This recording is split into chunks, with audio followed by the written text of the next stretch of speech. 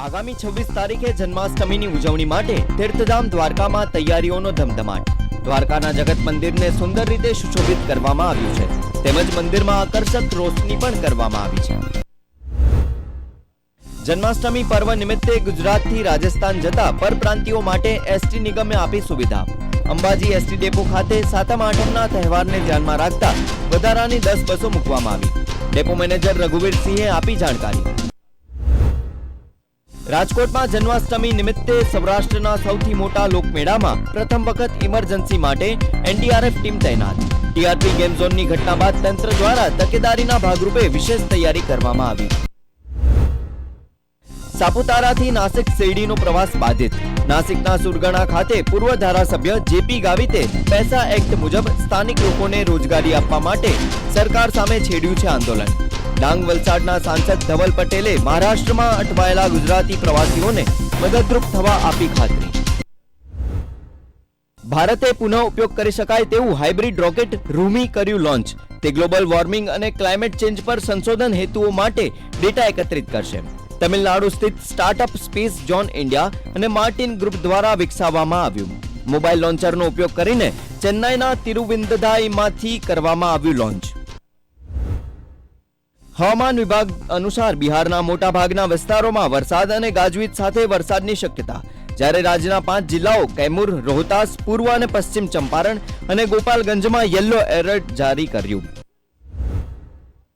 હવામાન વિભાગે મુંબઈ, થાણે, પાલઘર, રાયગઢ, રત્નાગિરી, પુણે, સતારા, અમરાવતી, ભંડારા, ગોંદિયા અને ચંદ્રપુરમાં ભારે વરસાદની ચેતવણી આપી। આઈએમડીએ આ વિસ્તારો માટે ઓરેન્જ એલર્ટ જાહેર કર્યું। મુંબઈ અને મહારાષ્ટ્રના ઘણા ભાગોમાં આગામી 4 થી 5 દિવસ સુધી ભારે વરસાદ ચાલુ રહેશે। ઉત્તરાખંડમાં દહેરાદૂન, પૌરી, ટિહરી, ઉત્તરકાશી, રુદ્રપ્રયાગ અને ચમોલીમાં છૂટાછવાયા સ્થળોએ ગાજવીજ સાથે ભારે વરસાદની સંભાવના, જારી કરાયું યલો એલર્ટ।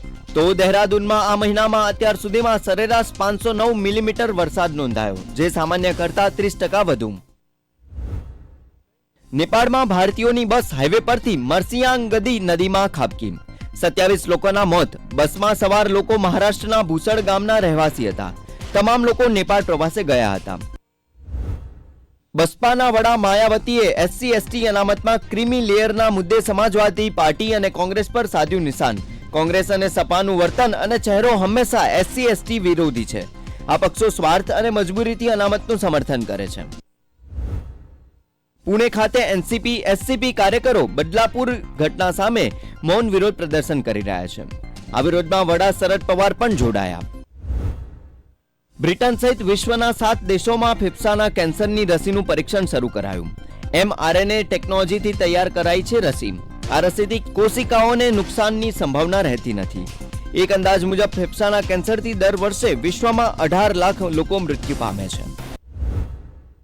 આઇસલેન્ડની દક્ષિણ પશ્ચિમે જ્વાળામુખી ફાટ્યો। શ્રેણીબદ્ધ મજબૂત ભૂકંપો પછી કલાકમાં 4 કિલોમીટર લાંબા જ્વાળામુખીના મુખમાંથી લાવા બહાર આવ્યો। અનેક રસ્તાઓ બંધ।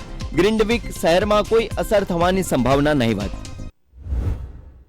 જર્મનીના સોલિંગનમાં એક કાર્યક્રમ દરમિયાન અજ્ઞાત હુમલાખોરે ચાકુથી હુમલો કર્યો હતો, જેમાં 3 લોકોના મૃત્યુ થઈ ગયા છે અને ઘણા લોકો ઇજાગ્રસ્ત થયા છે। શુક્રવારે રાત્રે સોલિંગનના 650 વર્ષ પૂર્ણ થવા નિમિત્તે કાર્યક્રમ આયોજિત કરવામાં આવ્યો હતો, જેમાં આ ઘટના બની હતી। ભારત SAFFU 20 ચેમ્પિયનશિપ 2024ની સેમીફાઇનલમાં પહોંચ્યું। નેપાળના કાઠમંડુમાં રમાયેલી રોમાંચક મેચમાં ભારતે માલદીવને 1-0 થી હરાવ્યું। મંગલેનથાંગ કિમપેગેને એકમાત્ર ગોલ કરી ભારતને જીત અપાવી। સોમવારે સેમીફાઇનલમાં ભારતનો મુકાબલો બાંગ્લાદેશ સામે થશે।